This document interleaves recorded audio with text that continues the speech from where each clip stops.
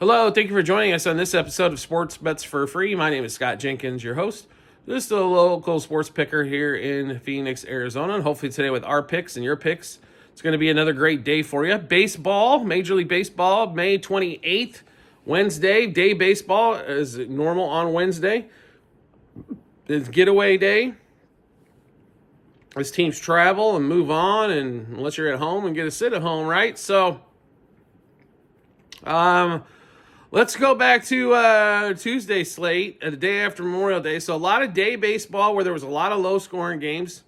Of course, we get back to the nighttime schedule, and here goes the ball again, all out of the place, except for the Cubs, who couldn't figure out, left 11 guys on base, couldn't figure out how to get anything across. They have to go to extra innings, beat the Rockies. The Diamondbacks, if I'm Corbin Burns right now, I'm about as pissed off as it gets. I leave the game 6-2. Somehow we lose 9-6. The bullpen gives up 7 runs in one inning, basically almost without giving an out. Ginkel, who everybody was excited about for the D-backs, for him to come back, he has been an absolute atrocious. I am just shocked that some of these organizations cannot figure out a bullpen piece. There has got to be somebody in AAA to bring up for some of these fools. They don't deserve to be in the major leagues anymore. I understand if you have one of those type of games, let's say, I don't know, every 2 months. Ginkel's had 2 of them in like a week and a half. I mean, you know what I mean? Like, this is absolutely just retarded. It's the Pittsburgh frickin' Pirates. They haven't scored 10 runs hardly in a week, let alone in a game. And you had them dead to rights. That was just insanely stupid. And not to consider, like, the White Sox also coming back on the Mets got up to 6, couldn't score again on the White Sox. That bullpen's garbage.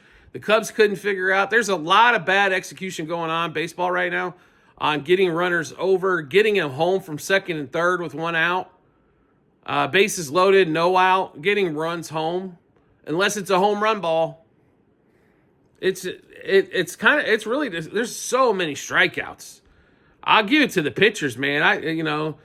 It's almost like they got their Spider Tech back and they got a little bit better grip on the ball, but they're striking guys out like ridiculous. I am completely shocked by it. I did not expect this many strikeouts so far in the season, but I guess pitchers are ahead of hitters one more time, right? So that's kind of the way it's been. Strider's back. The Phillies Braves game 2-0. So it was a low scoring game or two. And like I said, the Cubs Rockies game, there's no reason that should have been 4-2. The Cubs should have scored 10 runs in that game. That was just absolutely disgusting. Kyle Tucker had a couple of hits. PCA, too many ground balls. He did get a run and an RBI, but no hits. So it was like I said, it was. I don't know, the Dodgers come out and, that game and the Guardians, we told you that game was going over and went way over. And that one, the Orioles, I knew better, guys, and I apologize to everybody out there. I knew better than to play the Orioles. No, I just knew better. But they went 3 in a row, all of a sudden got some life. And the bullpen, once again, they're up 4-3. Now, all of a sudden, they're down 7-4. And the whole offense is deflated. And to be really honest, the Cardinals got a solid bullpen, probably one of the better ones in the league. So if they get a lead 8th, 9th, it's going to be tough to come back on them anyway. And I knew better. And once again, the Royals, for some reason, Bobby Witt is struggling. Pasquantino, who's had multiple hit games, 3 games in a row, all of a sudden goes 0-for. And once again, the pitching didn't hold up as a bullpen game. It was just butt ugly. So, anyway, we'll get started with Wednesday slate. Let's get going here. We've got 1:10 Eastern Time. Tigers, Giants, Route versus Job. Toss-up game, basically, according to the books here in Detroit. Total at 8.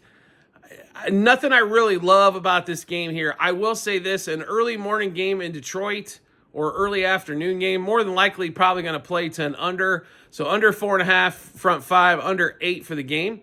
Next game up, 1:10 Eastern Time as well. White Sox and Mets. Griffin Canning against Smith. And once again, the Mets are $2.50 favorite. Alonso hits that homer. But beyond that, was there anything to really get too much excited about with that with that performance yesterday? No. I mean, here's how to play. You can't really take the White Sox on the road, but can you take them plus 2.5 and plus 1.5 front five? I think you can. And just pray to God that the Mets don't score, which the way it's been going for the last couple weeks, you're probably going to have a pretty good opportunity there as well. Next game up, Guardians, Dodgers. So this game has switched around here. This was supposed to be Cicione starting for the Guardians. Now we're getting it to be determined. So keep that in mind. Kershaw going for the Dodgers. I'll be really honest with you. It's been basically overs this entire series, and I expect it to be another over game here for Game 3.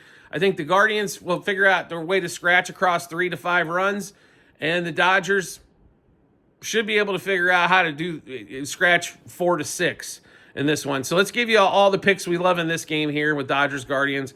Over 2.5 runs first 3 innings. Over 4.5 runs first 5 innings. Over 6.5 runs first 7 innings.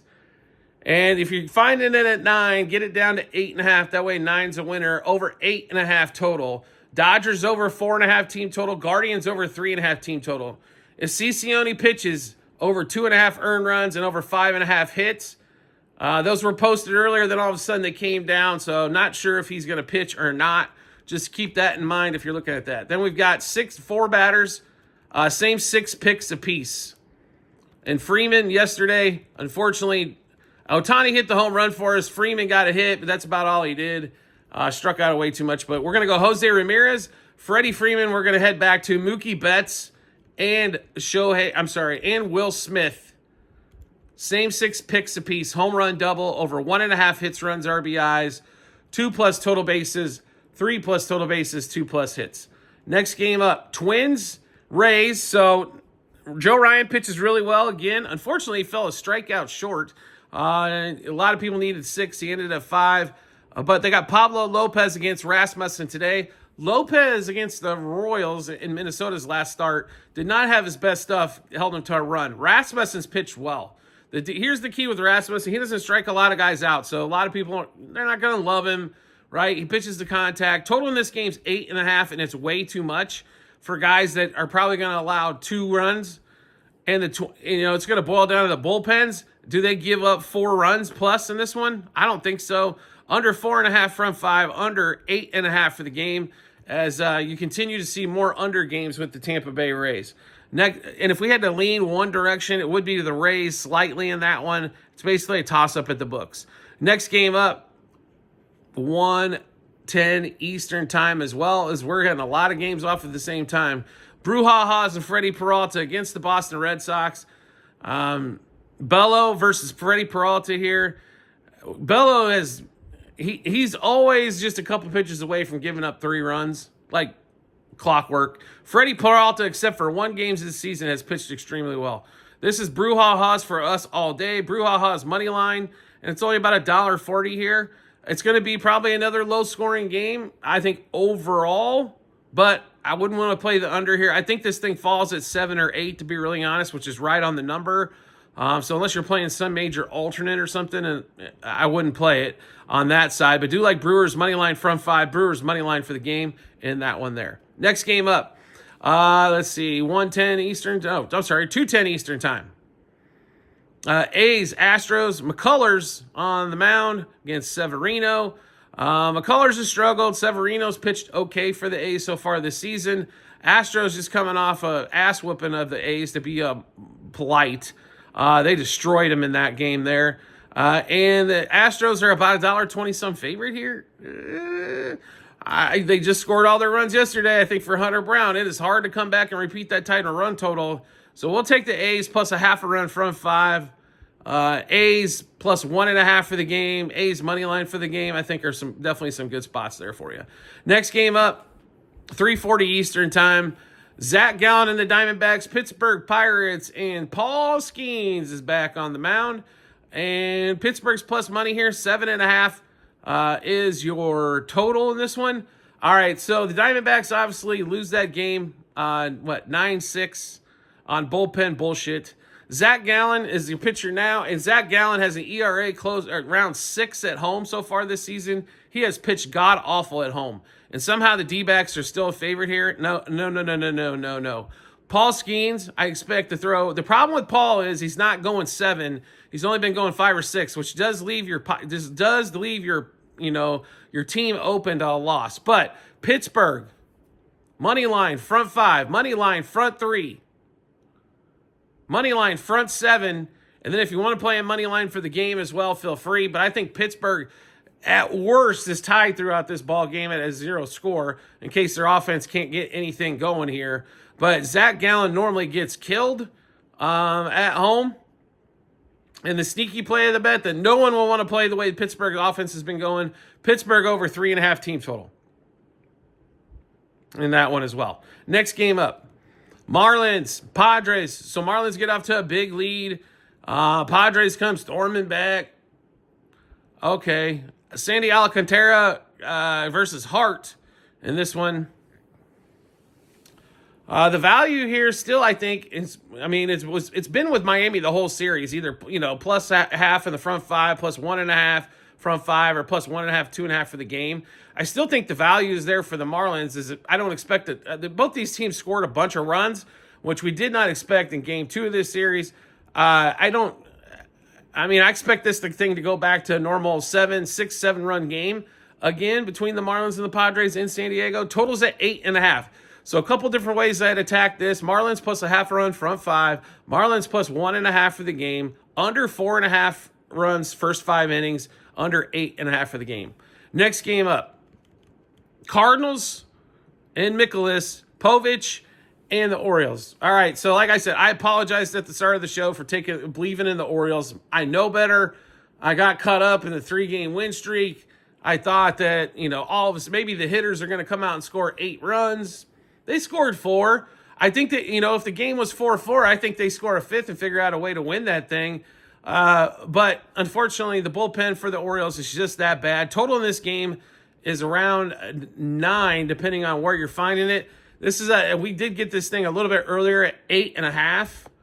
But I'm going to tell you right now, Mikolas has not had a game where he's blown up in a while. Povich has actually pitched pretty well lately. Now, the bullpen hasn't for him, and Povich has been striking guys out like mad crazy. Like, I didn't know this dude had that much strikeout potential. And the Cardinals will help him strike out. Here's the thing, though. I think we're scoring runs, and we're scoring them in bunches. I honestly think when we get to that Baltimore bullpen, there's going to be plenty of opportunities for the Cardinals to score. And to be honest, the Orioles should be able to score off of Mikolas early. Mikolas has been pitching really well, which is not. If you watch this guy for years, is not going to hold up. Orioles Cards over 2.5 runs first 3 innings.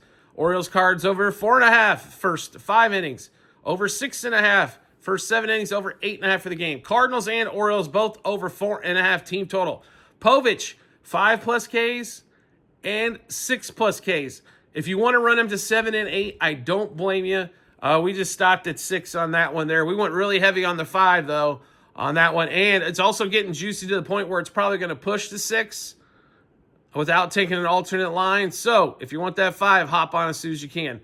Then we've got 3 hitters, same 6 picks apiece. Gunnar, Jackson Holiday, we're going back to both of those guys one more time. And then Herrera for the Cardinals has been their left-handed kind of guy that's gotten it done. It used to be Arenado, who every time they face a left-hander would kill him. Herrera's been the guy. The question with Herrera is, can he hit anything besides a single, right? But he can hit a lot of singles. So a couple singles get a lot of tickets taken care of in this one as well. So same 6 picks apiece, home run double over 1.5 hits, runs, RBIs, 2+ total bases, 3+ total bases, 2+ hits. Next game up, 6:45 Eastern time. We got the Phillies and Zach Wheeler on the mound against Smith Shower and the Braves. So Strider pitched well. They just didn't win. Braves didn't win. It's been a low-scoring series. I would expect it to be between these two teams. Wheeler's pitching. Obviously, Wheeler's been good again this year. That's a guy that keeps earning his check. Total in this game, 7.5. Philly's about a $1.60 favorite here. I think you take the juice out of play and you really honestly focus on the total and play an under 3.5 front 5 or first 5 innings, under 7.5 for the game. Next game up, I would lean Phillies though as well in that one. 4:40 out here in Phoenix, 7:40 Eastern time. Cameron for the Royals. They did make a pitching change. It was Bubick scheduled to start. Now Cameron versus Hunter Green. Total is at 7.5. Reds are a slight favorite here to sweep. So Hunter Green, though, hasn't won a ton of innings. And the Reds bullpen might be as bad as the Royals bullpen. So I hope Hunter Green can pitch more than 4. That's what I'm going to state with this to begin with. Cameron has been absolute lights out for the Royals. Now, the Reds all of a sudden normally haven't scored any runs on the road until they played in Kansas City this week. Shocker. But they've taken advantage of the Reds have. They've gotten runs across. They've got a long ball or two. But they've definitely gotten those runs across when they've been at second and third or first and third. And they haven't stranded a bunch of those runners. So they've taken advantage. That's why their numbers have went up. When teams execute those plays, all of a sudden they score 6-8 instead of scoring 2-3. So Reds, like I said, favorite here. It would not surprise me if the Reds win this thing late, as the Royals bullpen gives up a run or two in order to lose this thing. But I think we're going to cruise on this game under 7.5. To be really honest, I don't know if we'll cruise like we did when the Royals played at the Giants, when we had a couple unders out there, but I expect both pitchers to be dominant early and often. So Royals, Reds, under 1.5 runs the first 3 innings. And the first 3, 5, and 7 innings are all plus money. You can play a little bit higher, an alternate line here, pay some juice, but we think they're going to cruise, so we took the plus money here. Under 1.5 total runs first 3 innings, under 3.5 first 5 innings, under 5.5 first 7 innings, and Royals Reds under 7.5 for the game. Cameron, who we mentioned last time out, he threw, I think, he went 7 innings, had 9 Ks, and you can get him 5 Ks basically about even money. I think this is absolute stealing. He has been throwing a bunch of strikeouts and getting a bunch of people out. And the one beautiful thing about Cameron is most strikeout pitchers tend to waste a bunch of pitches. Cameron is efficient with his pitch count as well, so therefore he does a lot of times get into the 7th. So we're going to give you Cameron 5+ strikeouts, 6+ strikeouts, 7+ strikeouts, 8+ strikeouts, also is plus 850, just to give you a heads up out there on that one. So instead of playing like some 6-leg parlay with a bunch of favorites, you can take one play, Cameron to strike out 8 guys, which he has done twice so far in his 5 starts, and you can get plus 850 on one play. Cameron, 17+ outs. Cameron, under 2.5 earned runs allowed. And Hunter Green, under 1.5 walks. We love playing under walks against any pitcher that's going against the Royals, because God forbid the Royals look at more than one pitch. They rarely look at multiple pitches. Bobby Witt, 1+ strikeout. This thing has gotten stupid juicy. Less than a week ago, we were playing this at minus 110. Now it's like minus 220. Still worth the play in our opinion, as Hunter Green does strike out a lot of guys as well. De La Cruz for 2+ strikeouts. Instead of minus money, it's actually plus money in this one. The book's still not noticing how Cameron's done. Friedel, 1+ strikeout as well. Reds under 3.5 team total. Royals under 3.5 team total. Then we're going to play Bobby Witt, Espinal, and Austin Hayes, all under 1.5 total bases in that one as well. Those are single picks, but all the same type of picks. I just want to give you kind of in a combo there, as we're running a little late in the episode. Next game up, let's see, 8:05 Eastern time. Rangers, Blue Jays. Molly versus Schultz in this one. Neither team can score. So, I mean, what do you do here? The total's at 8.5. I hate to keep. I mean, we give you a lot of unders, and I know that's not fun for Joe Public out there, but man, I mean, what are we doing here? 2 teams that can't hit, under 4.5 front 5, under 8.5 for the game. I would not play the Rangers at $1.60 favorite here. If you had to play a side, I would play the Blue Jays plus a half front 5, plus 1.5 for the game, but would rather focus on that under. Next game up, Cubs and Rockies, 8:05 Eastern time. If the Cubs don't score more than 5 runs in this game, I might have to throw the computer through the TV. Cubs are another $3.20 to $3.60 favorite, depending on where you look at it. The books have come all the way down to 7.5 in this series. When the hell have you ever seen a Rockies game on the road? It's a total of 7.5. You haven't. The Cubs have figured out a way not to score. 3-1 and 4-3 winners. on a series they should be dominating right now. They're not executing the ball, and they're not hitting home runs, first of all, and they're not executing. They have a bunch of, they have, 4 or 5 guys with double-digit home runs. I'm going to make another suggestion. Ian Happ's been god-awful since he came back. Can we please get that dude off the top of the lineup? Like I've said, I don't know, every day since he came back. Number 2 is when Swanson is hitting above the 7 hole, he's god-awful. So move him back down to the 7, get him out of the 5. He does not need to be backing up Crow Armstrong at the 4, if that's where they're going to keep Petey, right? PCA, he's been okay in the 4 hole. He was better at the 1 hole, no doubt about it. But it is what it is. Tucker gets a couple hits. Suzuki didn't really help out too much. Michael Busch has kind of fallen off the table. And Carson Kelly, who was so hot to start the season, he's been struggling as of late. That's why he hasn't been in the lineup as much. After Amaya went down, you thought Kelly was going to get a lot of playing time. They've actually sat him for a few. He did pinch hit in the other game, but Horner hasn't really done too. He's been okay, but hasn't been great. Tucker, like I said, has not had. Can't remember the last time Tucker had a home run. He struggled with the power bat. Like I said, he got a couple singles. Okay. The Cubs here, in my mind, if they don't figure out a way to open up a can and score 8 runs in this game here with Gordon against Boyd. Now, Boyd in his last start out was absolute god-awful. He gave up 3 runs in the first against the Reds before he had an out. And not only that, he should have, I will give him credit, though, he probably should have got out of that inning giving up 6 runs the way he was going. He figured out how to stop the bleeding at 3, kept him in it. That's all you could ask for there. And then all of a sudden, the Reds' bullpen implodes. Cubs kind of take over. The Cubs have got to figure out how to score. This is home. This is Wrigley. This is not like a hard place to score. So we'll give you all the picks in this game here. Cubs money line -1.5, 2.5, 3.5 on the run line. Cubs over 4.5 team total. Cubs minus a half a run first 3 innings, -1.5 runs first 5 and 7 innings. Boyd for the Cubs 7+ strikeouts, 8+ strikeouts.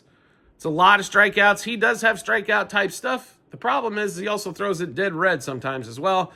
2 hitters, same 6 bets apiece. It was the same 2 we had yesterday. Tucker and PCA, home run, double, over 1.5 hits, runs, RBIs, 2+ total bases, 3+ total bases, and 2+ hits.